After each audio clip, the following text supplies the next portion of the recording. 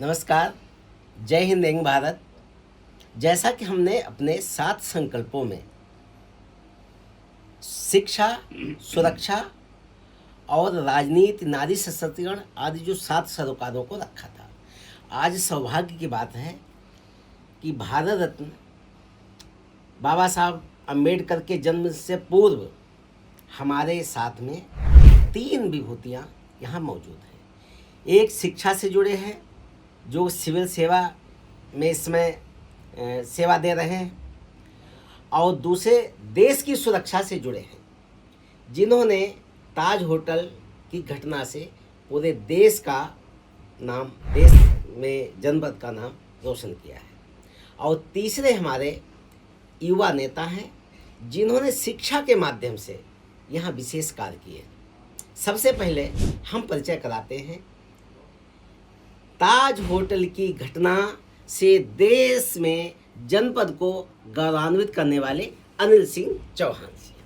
आपका young Bharat studio में बहुत बहुत स्वागत है। आज हम बड़े खुश हैं कि आप हमारे चैनल में आए हैं। जैसा कि जानते हैं एनएसजी के बाद नेशनल सिक्योरिटी गार्ड, जिसमें जाना हर किसी का सपना होता है। जो छोटे बच्चे थे सैनिक बनना चाहते तो सबके मतलब काले कपड़े वाले बनेंगे।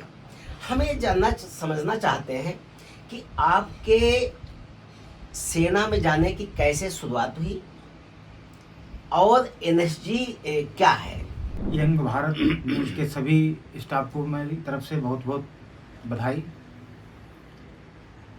मैं जब बचपन में था तो एक सीरियल आ रहा था परमवीर चक्र जी, तो मैं वो उसको देखता था और मेरे मन में भी एक जज्बा आया कि मैं भी आर्मी में जाऊं जी।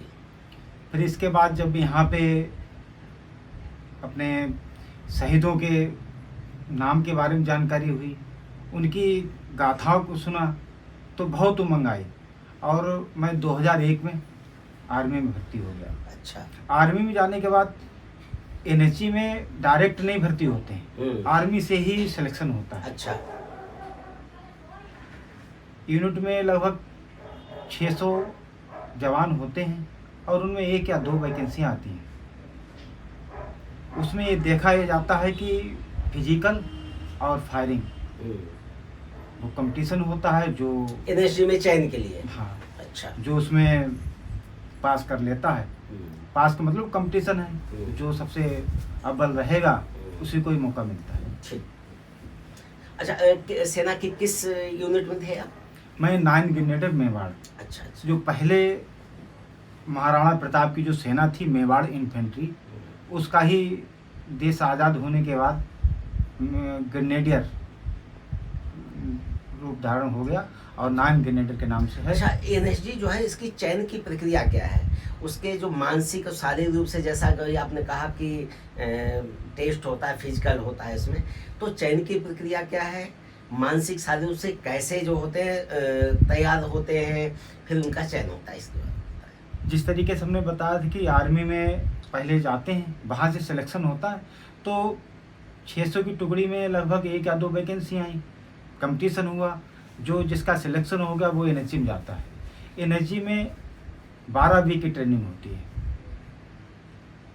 और उसमें 24 घंटे में 18 से 20 घंटे की ट्रेनिंग होती है। अच्छा, भाई 18 से 20 घंटे। 24 घंटे में 18 से 20 अच्छा। घंटे। और जो 4 या 6 घंटे मिलते हैं उसी में नहाना धोना, अपना खाना पीना खाना। दोपहर में इतना वही मिलता है, आधे घंटे का ब्रेक, उसमें खाना खाया और तुरंत फिर एक्सरसाइज के लिए शुरू हो गए। दोपहर में बस दौड़ते दौड़ते ब्रेकफास्ट किया, अपने ड्राई फ्रूट रखते, यानी सबसे कठिन है जी। अच्छा, जब उस दौरान आप रहे, कोई पल ऐसा आया जिसमें कभी डर लगा हो, क्योंकि सबसे कठिन प्रशिक्षण होता है इसका, कि हम कैसे वापस चले जाएं? कुछ ऐसा कभी सोच? नहीं, ऐसा कभी नहीं आया, क्योंकि आर्मी में जो ट्रेनिंग होती है आर्मी से ही लिए जाते हैं, तो पहले ही ऑलरेडी ट्रेनिंग किए हुए होते हैं। लेकिन ये एनएसजी की काफ़ी हार्ड है, लेकिन वो ऐसा कभी महसूस नहीं हुआ, ना ही कभी मन में ख्याल आया। अच्छा, कोई ऐसा पल जिसको आज खास साझा करना चाहें ट्रेनिंग के दौरान का? ट्रेनिंग के दौरान जैसे वहाँ पे हमारी ट्रेनिंग होती थी, सुबह 1.5 घंटा की ट्रेनिंग फिजिकल, और वहाँ से ही फायरिंग के लिए हमें जाना होता था, तो दौड़ते हुए दौड़ते दौड़ते ही हम जो चना अपने हैं, सेब है, फ्रूट है, वही अपने खा लिए, वही खा तो लेते। दौड़ते दौड़ते, चल के नहीं। अच्छा। और जब दोपहर को आते थे ट्रेनिंग एरिया से अपने कैंप में, तो जब वहाँ पे खाना खाया तुरंत फिर ट्रेनिंग के लिए बुला लिया जाता था। तो लगता था कि ये बताओ किस लिए ये इतना परेशान कर रहा है, लेकिन इसका एहसास हुआ जब 72 घंटे ताज होटल में ऑपरेशन किया। वहाँ पे कुछ ना खाने के लिए था ना पीने के लिए, बस छोटी सी पानी की बोतल। यानी तब बिस्कुट। आपको एहसास हुआ कि जो ट्रेनिंग होती थी उस ट्रेनिंग का वहाँ पे आपको हाँ, लाभ उस ट्रेनिंग का वहाँ पे लाभ मिला। लाभ उस समय लगता था कि ये तो थोड़ा रेस्ट भी नहीं करने दे रहे, खाना भी नहीं खाने दे रहे, लेकिन उसका लाभ वहीं पे हुआ 26 के आसपास। चाहे प्रशिक्षण का वो रहे और चाहे जब ऑपरेशन हुआ, उस समय का क्या कैसे भाईचारा रहता है, एक दूसरे को भावनाओं को कैसे समझ लेते हैं, क्योंकि शोर भी नहीं करना होता है, तो वो कुछ उनको साझा करें। जी में कहीं पे भी जो फोर्सेस होते हैं वहाँ पे बड्डी पेयर बनाया जाता है। 2 लोग बड्डी पेयर में रहते हैं। अच्छा। उनको उनके परिवार तक का सब कुछ पता होता है, कितने भाई हैं, कितने अच्छा। बहन हैं, कितने बच्चे ये हैं। पहले से प्लान पहले हो से जाता है। नियुक्त कर दिया अच्छा। जाता है कि आप इनके बड्डी पेयर हैं, और इनके बड्डी? बारे में बड्डी पेयर। बड्डी मीन्स क्या होता है? बड्डी यानी आपका साथी। अच्छा अच्छा, ठीक। 2 लोगों का जो अच्छा, जोड़ा होता प्रत्येक है, एक पेयर बना दिए जाते हाँ, पहले से। तो उनके परिवार वालों का नंबर, आपस में एक दूसरे कोई दिक्कत परेशानी, वो सब कुछ उनको पता होता है। अच्छा अच्छा। और लड़ाई के दौरान अपने बड्डी पेयर में ही वो अपना उस तरीके से करते हैं कि मेरे बड्डी पे कोई खरोच तक ना आए, ऐसी भावना रहती है आपस में। कभी कुछ ऐसा लगा हो जैसे अभी आपने ऑपरेशन की जिक्र की ट्रेनिंग हुई थी, जी, और नाइट ट्रेनिंग के बाद हम अपने कैंप में आए, रेस्ट कर रहे थे। उस समय सूचना मिलती है कि बम्बई में अटैक हुआ है, और हम सभी लोगों को पहुंचना है वहाँ पे, ये पता चल गया था। लेकिन ये नहीं मालूम था कि हमें कहाँ पे जाना है। ये वहाँ पे बम्बई पहुँच गए थे, तब ये हमारी यूनिट की 3 टीमें बना दी गई थी, एक ताज होटल के लिए, एक ओबरा, एक नरीमन पॉइंट। अच्छा, तीनों के लिए। तीनों के लिए, क्योंकि 3 जगह ऑपरेशन हो रहा था। और आप किस ऑपरेशन में थे? मुझे मेजर संदीप उन्नीकिशन, जो आज हमारे बीच में नहीं है, उनके साथ ताज होटल में जाने का अवसर प्राप्त हुआ था। अच्छा, कैसे जब वहाँ पे गए, कुछ तो हेलीकॉप्टर से सीधे लैंड किए गए थे? हेलीकॉप्टर से बाद में लैंड किए थे। अच्छा पहले तो हम लोग अच्छा, सीधे नहीं। हाँ सीधे नीचे से ही एंट्री की थी। और जब ताज होटल में अंदर गए थे तो चारों तरफ वहाँ पे लाशें पड़ी हुई थी, और चारों तरफ खून। तो बहुत ही दर्दनाक मंजर था वो, आज भी सोचते क्या हैं तो उस समय बहुत। कुछ डर सा लगा, या ये गौरव की अनुभूति कि आज हमको मौका मिला है, आज हम निपट लेंगे? नहीं, डर तो बिल्कुल नहीं लगा। और जब भी एक सैनिक को किसी ऑपरेशन को अंजाम देने के लिए मौका मिलता है तो उसे बहुत बड़ा गर्व होता है। गर्व होता है कि हमको चुना आज गया है। मुझे अपनी मातृभूमि की रक्षा करने का सौभाग्य प्राप्त हुआ है। अच्छा, उस मिशन में जैसे आपने देखा कि लाशें थीं, और तमाम जो है देश विदेश के उनके आतंकियों के कब्जे में थे, क्या आपके उसमें था, क्या सोच में था, और कैसे एक दूसरे को संदेश दे करके पूरा एकता और इस तरीके से एक दूसरे की हिम्मत बना रहे थे? जब हम लोग वहाँ पे ताज होटल पहुँचे तो वो मंजर देख के वहाँ पे ऐसा लगा कि जिस तरीके इन्होंने हमारे देश विदेश के लोगों का हाल किया है, ऐसे ही हाल हम आतंकवादियों का करेंगे। इसके लिए चाहे हमें अपनी जान की बाजी लगानी पड़े, तो उसके लिए हम पीछे नहीं हटेंगे, और हमारे देश पर जो संकट आया है इसको ज़रूर हम अच्छी तरीके से आतंकवादियों को खात्मा करेंगे। अच्छा, जब कोई ऑपरेशन होता है, एकदम जाना है, तो उसमें मन में क्या रहता है, क्या जज्बा रहता है, क्या सोचते हैं? ऐसा है कि जो 51 एनर्जी जो है, हमारा एक स्लोगन होता है, anywhere any mission 51 will be there. तो अच्छा। उसका ये है कि इंडिया के अंदर कहीं पे भी कोई भी मिशन हो, 51 आपको वहाँ पे मिलेगी। यहाँ पे जैसे एनएसजी की उसके भी अलग अलग ग्रुप हैं क्या? एनर्जी में एक एनर्जी जो है, इसके 51, 52 एसएजी, स्पेशल रेंजर ग्रुप। अच्छा। Special action group. एक्शन और 11, 12, 13 ये SRG, एसआर जी, इसको बोलते हैं स्पेशल रेंजर रेंजर ग्रुप। अच्छा, आप यानी एसएजी जो है वो ऑपरेशन के लिए होती है, जी। SAG जो है ऑपरेशन, और SRG VIP protection. VIP protection के लिए।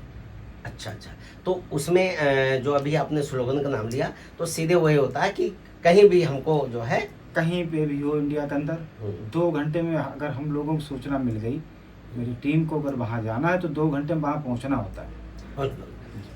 अच्छा, कभी किसी विशेष वीवीआईपी के साथ रहने का मौका मिला हो, उनकी सुरक्षा का, देश विदेश के बड़े नेता के साथ? जी, जब इंडिया में अपने जॉर्ज डब्ल्यू बुश आए थे, तब उन्होंने, उनके साथ उनकी कंट्री की सेना थी, सुरक्षा थी, और उन्होंने एनर्जी की ही डिमांड की थी। अच्छा। ये एनर्जी प्रोटेक्शन मुझे चाहिए, तो उस समय हम उनकी सुरक्षा में गए थे। कब की बात है? और ये शायद 2007 में। अच्छा, जब जी हाँ, 7 की है। अच्छा। और जब प्रतिभा देवी सिंह पाटिल राष्ट्रपति बनी थी, तो मैं उनकी सुरक्षा में भी रहने का सौभाग्य प्राप्त हुआ था। अच्छा, जब जॉर्ज डब्ल्यू बुश के साथ रहे थे, उनकी भी सेना थी, साथ में सैनिक उनकी सेना थी। तो कैसे आपस में कम्युनिकेशन? नहीं, उनकी क्लोज थी, हम लोग आउटर में थे। आउटर में? जी। अच्छा हाँ, उनका जो अलग अलग सुरक्षा घेरे जो रहते जी, जी। उसके अंदर आप अच्छा, ये कमांडो का जो मानसिक बल होता है, क्योंकि सबसे बड़ा है कि हम शारीरिक रूप से, जब तक मानसिक रूप से हम सशक्त नहीं हैं तब नहीं, तो जो ट्रेनिंग के दौरान यही सिखाया जाता है, तो मानसिक बल क्या होता है? मानसिक, उसमें देशभक्ति की सब जो है हम लोगों को बताया जाता है, देशभक्ति के बारे में, और एक ऐसा जुनून आ जाता है जो हम मानसिक रूप से भी, जब फिजिकल फिटनेस है तो मानसिक रूप से अपने आप ताकत मिलती है, और सभी लोगों का हाथ मिलता है, तो कभी ऐसा कुछ नहीं है, और मिलकर काम करने की शक्ति देती है। अच्छा, सेना में रह कर के जो प्रशिक्षण भी उतार चढ़ाव भरा, और पूरी जिंदगी आपने सेना की, वहाँ पे जो दायित्व निर्वहन किया, अब सिविल अपने इसमें आ गए हैं, तो उसका लाभ क्या मिल रहा है आपका? जो आपने प्रशिक्षण प्राप्त किया है एनएसजी में, उसका कोई वर्तमान में लाभ मिल रहा है? लाभ ये है कि फिजिकल फिटनेस, वहाँ पे एक नियम होता है, सुबह उठना है, 4 बजे तो उठना है, इसके बाद अपना फ्रेश होके एक्सरसाइज है, जो भी एक नियम है उसमें कब क्या करना है। अच्छा, लेकिन यहाँ शेड्यूल बना हुआ है। शेड्यूल बना होता है, शाम तक का 10 बजे के बाद अपना रेस्ट करो। तो अभी भी तो अभी उतना नहीं हो पाता, लेकिन बहुत कुछ अच्छा, फिजिकल फिटनेस कितना है। क्या हमारे दर्शकों को बताएं कि जैसे मैं सुबह 5 बजे उठ जाता हूँ, हम्म, और रनिंग नहीं करता हूँ, लेकिन टहलने जाता हूँ। अच्छा, तो ये चीज़ें हैं। दूसरा, अनुशासन वाली बात ये है कि उसमें आर्मी में अगर बाइक पे भी जाएंगे तो 2 लोग अगर बैठे हैं तो 2 लोगों के सिर पे हेलमेट जो है, यानी आत्म अनुशासन जो है, जी। वो जो सीख है वो अभी भी आपके जी। जब भी मैं गाड़ी चलाता हूँ तो सीट बेल्ट लगाता हूँ, सीट पे लगा। अभी भी। लेकिन ये बहुत हमने ऐसे केस देखे कि हेलमेट नहीं लगाते हैं और सिफारिश कराएंगे, और हेलमेट की वजह से एक्सीडेंट हो जाते हैं, और कितने एक्सीडेंट वो आप सब लोग देखते ही। अच्छा, उस समय की जो आपका जीवन रहा सेना में एनएसजी के रूप में, या जो भी, और अब क्या अंतर महसूस करते हैं? अंतर थोड़ा फिजिकल फिटनेस का है। उस समय शरीर ऐसा लगता था कि हर समय बिल्कुल रिलैक्स, और इस समय थोड़ा उतना नहीं हो पाता है, तो फिजिकल का भी है। और अनुशासन जो अभी हमने बताया कि यहाँ पे देखते हैं कि अगर कहीं पे जाम लग जाता है तो वहाँ पे ही आगे पीछे गाड़ियाँ लग जाती हैं, किसी को भी इंतज़ार नहीं होता है कि हम पीछे इसके खड़े हो जाएं। लेकिन ये चीज़ें बहुत वैसी अजीब सी लगती हैं। अच्छा, जब कमांडो का जिक्र आता है तो हर किसी के दिमाग में जो सेना वाले देखे होते हैं, काले वाले, तो जब कमांडो के रूप में आप कहीं बताते हो कि मैं एनएसजी कमांडो है, तो लोगों की क्या प्रतिक्रिया होती है, और लोगों की गलतफहमी क्या रहती है? ज़्यादातर मैंने यही देखा कि प्रतिक्रिया अच्छी ही होती है। अच्छा, और कुछ लोगों के मन में ये धारणा होती है कि आर्मी पर्सन थोड़े माइंड से अपसेट हो जाते हैं। ऐसा नहीं है, क्योंकि हम लोगों को वहाँ पे जाना होता, परिवार के साथ होता नहीं, वहाँ पे परिवार की यादें भी आती हैं। जब खाली समय होता तो यादें आती हैं। तो उस समय एक शोरगुल पसंद नहीं है, एकांत में तो आदमी ये सोचता है कि शायद ये माइंड से, ऐसा कुछ नहीं है। और मैंने ये देखा है कि जहाँ पे भी एनर्जी कमांडो या आर्मी का नाम लेते हैं वहाँ पे बहुत अच्छी रिस्पेक्ट मिलती है और सभी सम्मानजनक।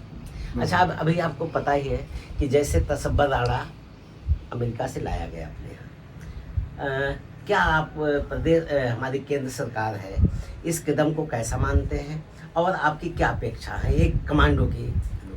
26/11/2008 का मास्टरमाइंड तब्बर राणा को अमेरिका जैसे शक्तिशाली देश से भारत लाना, ये हमारे सभी उन शहीद साथियों के लिए सच्ची श्रद्धांजलि है और देशवासियों के लिए बहुत ही गौरव की बात है।